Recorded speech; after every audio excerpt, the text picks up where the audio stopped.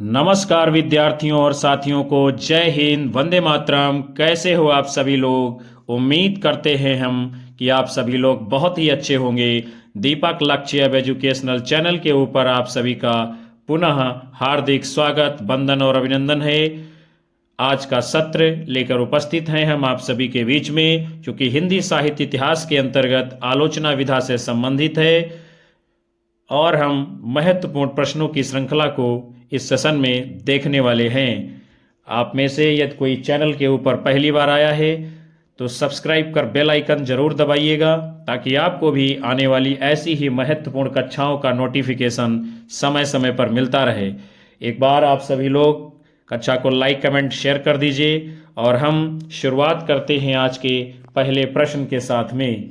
अंतःकरण की वृत्तियों के चित्र का नाम कविता है, कहकर कविता की परिभाषा देने वाले आचार्य हैं रामचंद्र शुक्ल, महावीर प्रसाद द्विवेदी, बाबू गुलाब राय, बाबू श्याम सुंदर दास। आप सभी लोगों को विद्यार्थियों अपना उत्तर करना है। इस प्रश्न के जवाब के लिए यदि आप सबने अपना उत्तर चुना है विकल्प बी महावीर प्रसाद द्विवेदी, तो बिल्कुल राइट आंसर माना जाएगा। अंतःकरण की वृत्तियों के चित्र का नाम कविता है। ये कथन किसने दिया है? आचार्य महावीर प्रसाद द्विवेदी जी। फिर हम लोग आगे बढ़ेंगे। आचार्य महावीर प्रसाद द्विवेदी जी को हिंदी का प्रथम लोकवादी आचार्य माना जाता है।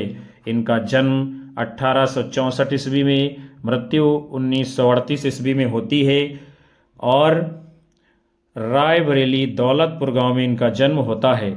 महावीर प्रसाद द्विवेदी जी ने अनुदित और मौलिक लगभग 80 ग्रंथ लिखे हैं। फिर इसके बाद में हम सभी लोग महावीर प्रसाद द्विवेदी जी की प्रमुख रचनाओं को देखेंगे, जैसे कि काव्य मंजूषा, सुमन, कान्यकुब्ज अबला बिलाप, देवी स्तुति शतक, सरगव नरक ठिकाना नाही आदि। महावीर प्रसाद द्विवेदी जी ने लिखा है, कविता का विषय मनोरंजन एवं उपदेशजनक होना चाहिए। यमुना के किनारे केल कौतूहल का अद्भुत वर्णन बहुत हो चुका, न परकीयाओं पर प्रबंध लिखने की अब कोई आवश्यकता है और न स्वकीयाओं के गतागत की पहेली बुझाने की। चींटी से लेकर हाथी पर्यंत, भिक्षुक से लेकर राजा पर्यंत मनुष्य, बिंदु से लेकर समुद्र पर्यंत जल, अनंत आकाश, अनंत पृथ्वी, अनंत पर्वत, सभी पर कविता हो सकती है। फिर हम लोग पढ़ेंगे आगे के क्रम में। आचार्य महावीर प्रसाद द्विवेदी जी ने साहित्य को ज्ञान राशि का संचित कोश माना है। क्या माना है? साहित्य को ज्ञान राशि का संचित कोश माना है। आधुनिक युग के हिंदी आचार्यों व कवियों ने कुछ लक्षण दिए हैं काव्य के, जैसे कि जिस प्रकार आत्मा की मुक्तावस्था ज्ञान दशा कहलाती है, उसी प्रकार हृदय की मुक्तावस्था रस दशा कहलाती है। हृदय की मुक्त की साधना के लिए मनुष्य की वाणी जो शब्द विधान करती आई है, उसे कविता कहते हैं। ये कथन किसका है? आचार्य रामचंद्र शुक्ल जी का। फिर हम लोग आगे बढ़ेंगे, अगले कथन को देखते हैं। सुमित्रानंदन पंत जी ने क्या लिखा है? कविता हमारे परिपूर्ण क्षणों की वाणी है। क्या है? कविता हमारे परिपूर्ण क्षणों की वाणी है। किसने परिभाषा दी है? सुमित्रानंदन पंत जी ने। बाबू गुलाब राय जी क्या लिखते हैं? काव्य संसार के प्रति कवि की भाव प्रधान किंतु वैयक्तिक संबंधों से मुक्त, मानसिक प्रतिक्रियाओं कल्पना के सांचे में ढली हुई श्रेय की प्रेम रूपा प्रभावोत्पादक अधिभक्ति है। फिर हम सभी लोग अगले क्रम की ओर चलते हैं। आपका क्वेश्चन है, आचार्य हजारी प्रसाद द्विवेदी के निबंधों की भाषा किस प्रकार की है? सरल हिंदी, अलंकार युक्त हिंदी, लाक्षणिक हिंदी, संस्कृतनिष्ठ हिंदी। तो कैसी भाषा है आचार्य हजारी प्रसाद द्विवेदी के निबंधों की? विकल्प डी संस्कृतनिष्ठ हिंदी। उन्होंने भाव और विषय के अनुसार भाषा का प्रयोग किया है। उनकी भाषा के 2 रूप दिखलाई पड़ते हैं। कितने रूप? 2 रूप। कौन कौन से? एक है प्रांजल व्यावहारिक भाषा, दूसरा है संस्कृतनिष्ठ शास्त्रीय भाषा। हजारी प्रसाद द्विवेदी जी की प्रमुख और महत्वपूर्ण रचनाओं को देखते हैं। सूर साहित्य, हिंदी साहित्य की भूमिका, नाथ संप्रदाय, साहित्य का मर्म, सहज साधना, ये जो है द्विवेदी जी के आलोचनात्मक ग्रंथ हैं। उसके बाद में इनके निबंध संग्रहों को हम लोग देखते हैं, जैसे कि अशोक के फूल, प्रकाशन है 1948 ईस्वी, विचार और वितर्क 1957 ईस्वी, कल्पलता 1951 ईस्वी, कुटज 1964 ईस्वी, आलोक पर्व 1972 ईस्वी, विष के दंत, साहित्य सहचर, नाखून क्यों बढ़ते हैं। फिर जो है इनके उपन्यासों को हम लोग देखते हैं। बाण भट्ट की आत्मकथा 1946 ईस्वी, चारुचंद्र लेख 1963 ईस्वी, पुनर्नवा 1973 ईस्वी, अनाम दास का पोथा 1976 में प्रकाशित होता है। फिर हम लोग जो है बढ़ेंगे अगले क्वेश्चन की ओर। आपका प्रश्न है, शुद्ध कविता की खोज के रचनाकार हैं। अज्ञेय, नामवर सिंह, मुक्तिबोध, रामधारी सिंह दिनकर। तो शुद्ध कविता की खोज, ये आलोचना विधा की रचना किसकी है? रामधारी सिंह दिनकर जी की। इनकी प्रमुख काव्य कृतियां हैं, जैसे कि हुंकार, कुरुक्षेत्र, धूप छाह, धूप और धुआं, रसमृथी, उर्वशी, हारे को हरिनाम, परशुराम की प्रतीक्षा इत्यादि। उसके बाद में इनकी जो है आलोचना कृतियां हैं, कौन कौन सी? काव्य की भूमिका, पंत प्रसाद और मैथिली शरण गुप्त। आप सभी का अगला क्वेश्चन है, हिंदी में स्त्री विमर्श की अवधारणा को चर्चा में लाने का श्रेय किस कथाकार को दिया जाता है? कमलेश्वर, भीष्म साहनी, राजेंद्र यादव, काशीनाथ सिंह। तो हिंदी में स्त्री विमर्श की अवधारणा को चर्चा में लाने का श्रेय किसको दिया जाता है? विकल्प सी, राजेंद्र यादव जी को। राजेंद्र यादव जी के द्वारा स्त्री विमर्श पर लिखे गए आलोचनात्मक ग्रंथ हैं आदमी की निगाह में औरत, औरत उत्तर कथा, अतीत होती सदी और स्त्री का भविष्य। फिर जो है आप सभी का अगला क्वेश्चन है, लाला श्रीनिवास दास की संयोगिता स्वयंवर की सच्ची समालोचना किससे की थी? रामचंद्र शुक्ल, भारतेंदु हरिश्चंद्र, बद्री नारायण चौधरी प्रेमधन, बालकृष्ण भट्ट। तो लाला श्रीनिवास दास के संयोगिता स्वयंवर की सच्ची समालोचना किसने की है? विकल्प डी, बालकृष्ण भट्ट। बालकृष्ण भट्ट जी ने 1886 ईस्वी में हिंदी प्रदीप में लाला श्रीनिवास दास की रचना जो है संयोगिता स्वयंवर नाटक की सच्ची समालोचना शीर्षक से आलोचना किसने की है? वो है आपके बालकृष्ण भट्ट जी। और बालकृष्ण भट्ट को आधुनिक हिंदी में व्यावहारिक आलोचना का जनक माना जाता है। फिर जो है आप सभी का अगला क्वेश्चन है, काव्यानुभूति की जटिलता चित्तवृत्तियों की संख्या पर निर्भर नहीं बल्कि समवादी विषमवादी वृत्तियों के द्वंद्व पर आधारित है। ये कथन किसका है? रामचंद्र शुक्ल, नामवर सिंह, नंद दुलारे वाजपेयी, हजारी प्रसाद द्विवेदी। तो काव्यानुभूति की जटिलता चित्तवृत्तियों की संख्या पर निर्भर नहीं करती बल्कि समवादी विषमवादी वृत्तियों के द्वंद्व पर आधारित है। ये कथन किसका है? आपके आचार्य रामचंद्र शुक्ल जी का। उसके बाद में हम लोग अगले कथन को देखते हैं, क्या दिया गया है? रसात्मक शब्दार्थ ही काव्य है और उसकी छंदोमयी विशिष्ट विधा आधुनिक अर्थ में कविता है। ये बात कही है डॉक्टर नगेंद्र जी ने। क्या कहा है? रसात्मक शब्दार्थ ही काव्य है, उसकी छंदोमयी विशिष्ट विधा आधुनिक अर्थ में कविता है। हम लोग बढ़ते हैं अगले क्वेश्चन की ओर। हिंदी साहित्य में शुक्ल जी का वही महत्व है जो आपके उपन्यासकार प्रेमचंद या कवि निराला का। ये कथन जो है किसका है? आप सभी लोगों को बताना है। विकल्प आपके दिए गए हैं, डॉक्टर नंद दुलारे Vajpayee, doctor Ramvilas Sharma, doctor Nagendra, doctor Deendayal गुप्त।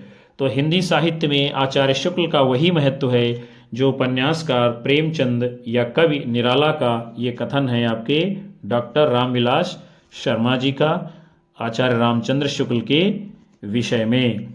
फिर उसके बाद में आपका अगला क्वेश्चन है, हिंदी नाटक उद्भव और विकास के लेखक हैं डॉक्टर दशरथ ओझा, आचार्य हजारी प्रसाद द्विवेदी, राजेंद्र अवस्थी, इनमें से कोई नहीं।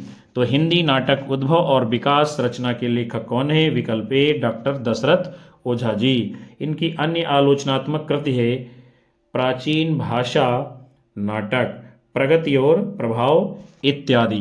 फिर हम सभी लोग अगले के क्रम में बढ़ेंगे। क्या है? कविता की तीसरी आंख के रचनाकार हैं शेरजंग गर्ग, मृदुला गर्ग, प्रभाकर श्रोत्री, इनमें से कोई नहीं। तो कविता की तीसरी आंख के रचनाकार कौन है? विकल्प सी प्रभाकर श्रोत्री। प्रभाकर श्रोत्री जी की अन्य आलोचनात्मक कृतियां हैं, कौन कौन सी हैं उसे हम लोग देखते हैं। जैसे कि काल यात्री है कविता, संवाद, रचना एक यातना, अतीत के हंस, मैथिली शरणगुप्त, जयशंकर प्रसाद की प्रासंगिकता, शमशेर बहादुर सिंह, मैं चलूं कीर्तिसी, आगे आगे इत्यादि। अनित्य, उसके हिस्से की धूप, चितकोबरा, ये जो है मृदुला गर्ग जी के प्रमुख उपन्यास हैं। हम सभी लोग विद्यार्थियों बढ़ेंगे अगले क्वेश्चन की ओर। हिंदी आलोचना का इतिहास कौन से काल से माना जाता है? भक्तिकाल, आदिकाल, वीरगाथा काल, आधुनिक काल। तो विद्यार्थियों, हिंदी आलोचना का इतिहास जिस काल से माना जाता है उसका नाम है विकल्प डी आधुनिक काल से। और हिंदी आलोचना की शुरुआत 19वीं सदी के उत्तरार्ध में, कब? 19वीं सदी के उत्तरार्ध में भारतेंदु युग से मानी जाती है। भारतेंदु जी द्वारा रचित नाटक आधुनिक हिंदी साहित्य की प्रथम सैद्धांतिक आलोचना मानी जाती है। उसके बाद हम सभी लोग बढ़ते हैं अगले क्वेश्चन की ओर। रस सिद्धांत निम्नलिखित में से किसकी रचना है?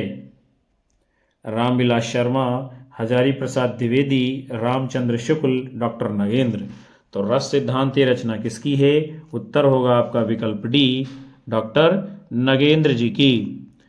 डॉक्टर नगेंद्र के जो है हम लोग अन्य आलोचनात्मक ग्रंथों को देखते हैं, कौन कौन से लिखे हैं। सुमित्रानंदन पंत, साकेत एक अध्ययन, रीति काव्य की भूमिका, काव्य में उदात्त तत्व, चेतना के बिंब, भारतीय सौंदर्य शास्त्र की भूमिका, देव और उनकी कविता, राम की शक्ति पूजा, निराला की कालजयी कृति। फिर हम सभी लोग विद्यार्थियों बढ़ेंगे अगले क्वेश्चन की ओर। कबीर के बीजक पर रची गई तीर्जा टीका किसकी है? पूरनदास, जगजीवन दास, भगवान दास, पलटू साहब। तो कबीर के बीजक पर रची गई तीर्जा टीका किसकी है? विकल्प ए पूरनदास जी की। जबकि जगजीवन दास, भगवान दास और पलटू साहब का इस रचना से कोई लेना देना नहीं है। हम लोग बढ़ेंगे अगले क्वेश्चन को देखते हैं। निम्नलिखित में से किस ग्रंथ के लेखक रामविलास शर्मा जी नहीं हैं? भाषा और समाज, नई कविता और अस्तित्ववाद, भारत में अंग्रेजी राज और मार्क्सवाद, ये तीनों रचनाएं रामविलास शर्मा जी की हैं। जो नहीं है उत्तर होगा आपका विकल्प डी कविता के नए प्रतिमान। चूंकि कविता के नए प्रतिमान के लेखक कौन है? डॉक्टर नामवर सिंह जी। फिर हम लोग आगे बढ़ते हैं, नामवर सिंह जी की अन्य रचनाओं को देखते हैं। जैसे कि छायावाद, कहानी, नई कहानी, दूसरी परंपरा की खोज। उसके बाद में हम लोग बढ़ेंगे अगले क्वेश्चन की ओर। आपका प्रश्न है, अंतःकरण की वृत्तियों के चित्र का नाम कविता है, ये कथन किसका है? भारतेंदु हरिश्चंद्र, महावीर प्रसाद द्विवेदी, श्याम सुंदर दास, रामचंद्र शुक्ल। तो अंतःकरण की वृत्तियों के चित्र का नाम कविता है, ये कथन किसका है? विकल्प बी उत्तर होगा आपका महावीर प्रसाद द्विवेदी जी का।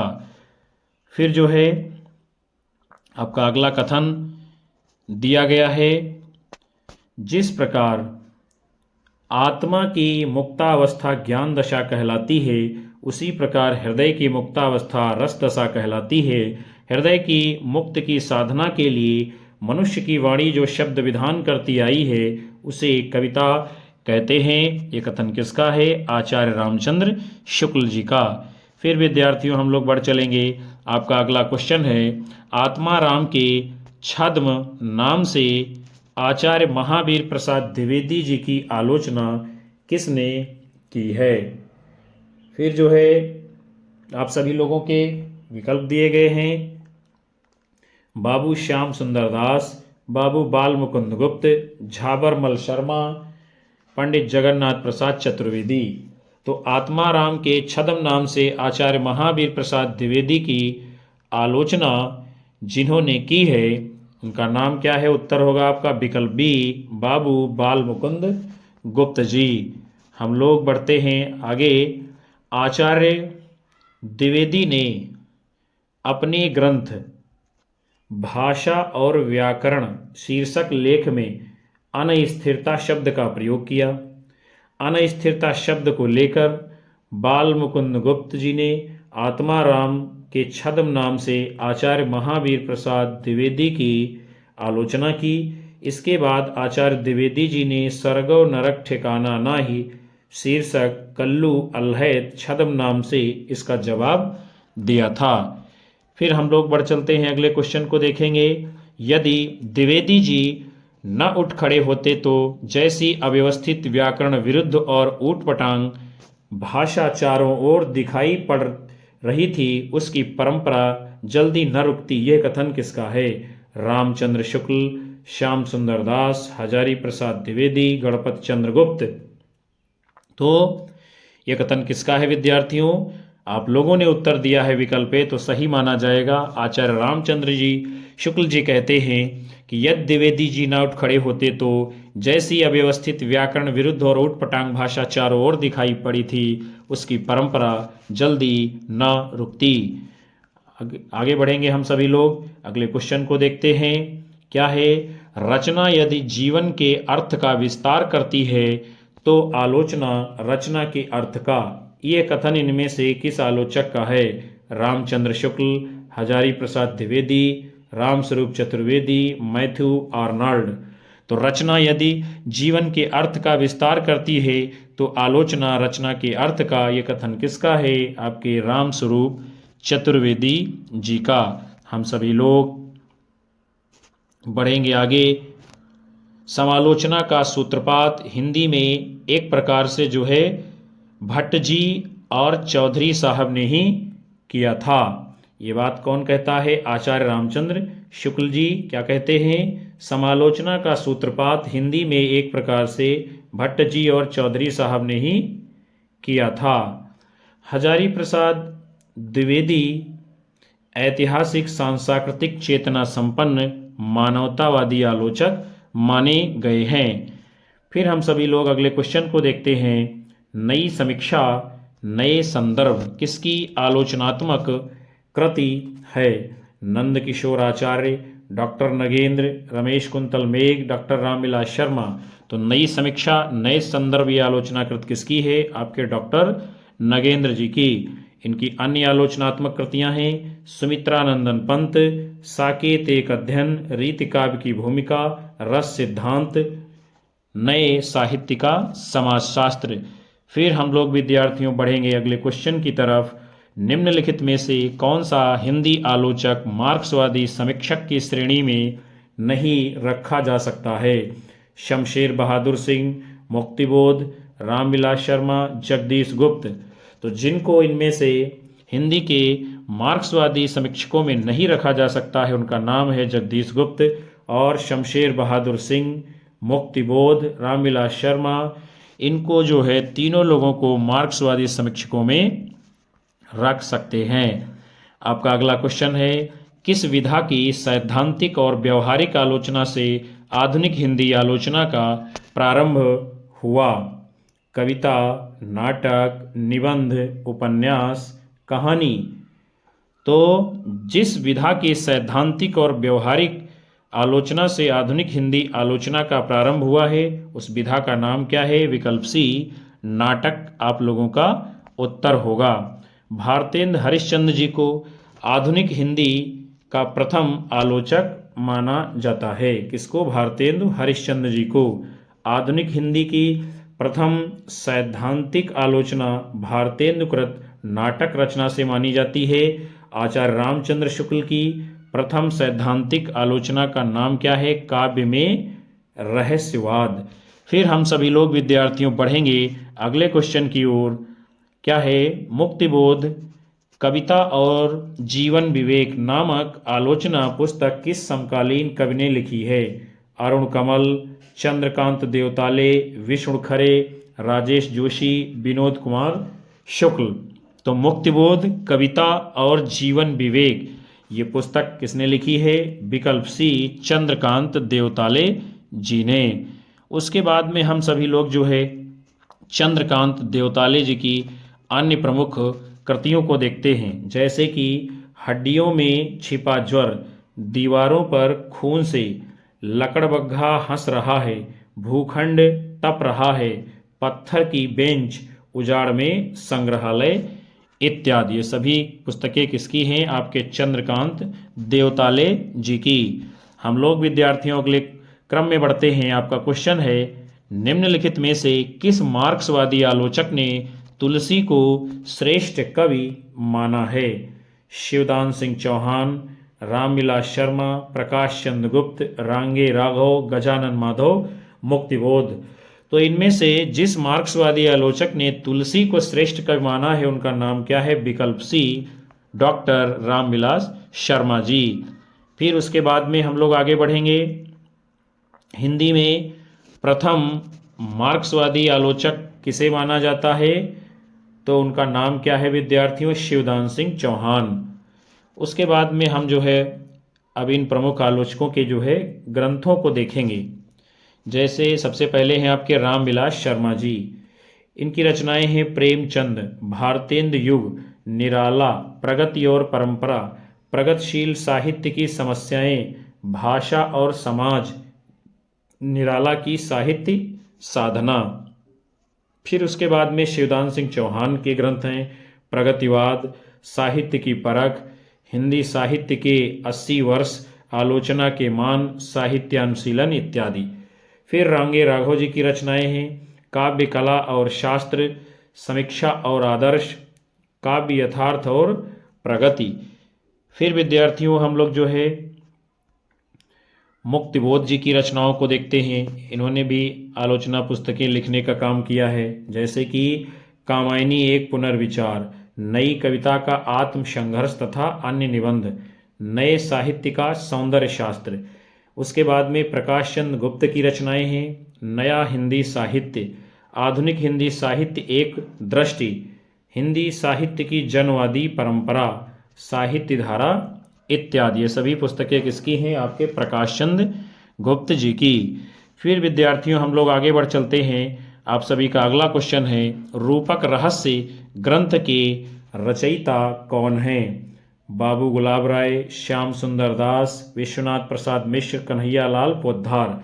तो रूपक रहस्य ये प्रसिद्ध ग्रंथ किसका है? आपके बाबू श्याम सुंदर दास जी का। श्याम सुंदर दास जी की अन्य प्रमुख रचनाएं हैं नागरी वर्णमाला 1896 ईस्वी, हिंदी कोविद रत्नमाला 1900 ईस्वी, साहित्यालोचन 1922 ईस्वी, भाषा विज्ञान 1929 ईस्वी, भाषा रहस्य आदि। हम सभी लोग बढ़ते हैं आगे के क्रम में। फिर जो है कुछ और रचनाएं हैं, उनके लेखक हैं, जैसे कि नवरस रचना किसकी है? बाबू गुलाब राय की। वांग्मय विमर्श किसने लिखा है? विश्वनाथ प्रसाद मिश्र जी ने। काव्य कल्पद्रुम किसने लिखा है? कन्हैया लाल पोद्दार जी की ये रचना है। फिर विद्यार्थियों आप सभी लोगों का अगला क्वेश्चन है, रामदहिन मिश्र कृत काव्य विमर्श का प्रकाशन कब हुआ है? 1951, 1947, 1942, 1938। तो रचना का नाम क्या है? काव्य विमर्श। है किसकी? रामदहिन मिश्र की। और इसका प्रकाशन कब हुआ है? तो विकल्प ए आपका सही होगा, 1951 ईस्वी में। इनकी और प्रमुख कृतियां हैं काव्यालोक 1940 ईस्वी, काव्य दर्पण 1947 ईस्वी, काव्य में अप्रस्तुत योजना 1950 ईस्वी। हम सभी लोग देखते हैं अगले क्वेश्चन को। निम्न आलोचकों में मार्क्सवादी समीक्षा के पक्षधर नहीं हैं। कौन नहीं है देखते हैं हम लोग। शिवदान सिंह चौहान हैं, प्रकाश चंद्र गुप्त हैं, रामविलास शर्मा हैं। जो नहीं हैं उनका नाम है विकल्प डी भगीरथ मिश्र। अर्थात मार्क्सवादी समीक्षा के जो पक्षधर नहीं हैं उनका नाम क्या है? भगीरथ मिश्र जी। और शिवदान सिंह चौहान, रामविलास शर्मा, प्रकाश चंद्र गुप्त, ये सभी जो है हिंदी के आपके मार्क्सवादी समीक्षक माने गए हैं। तो प्यारे विद्यार्थियों और साथियों, आज के इस बड़े ही महत्वपूर्ण सत्र को हम यहीं पर समाप्त करेंगे, जिसमें आप सभी लोगों ने आलोचना विधा से जुड़े हुए महत्वपूर्ण वैकल्पिक प्रश्नों की श्रृंखला को देखा जाना समझा। हमें उम्मीद है कि ये सत्र, ये सेशन आपको पसंद आएगा और ये प्रश्न आपकी आने वाली परीक्षाओं में काम आएंगे। कक्षा को लाइक, कमेंट, शेयर कर दीजिए और अपने अधिकतम साथी मित्रों को, दोस्तों को हमारे चैनल से जोड़ते रहिए। और यही हमें ऊर्जा देता है, जिसके कारण हम आप सभी लोगों को लगातार कक्षाएं दे पाते हैं। मिलेंगे पुनः अगले सेशन में। तब तक के लिए नमस्कार, जय हिंद, वंदे मातरम, बाय बाय, शुभ रात्रि आप सभी लोगों को विद्यार्थी।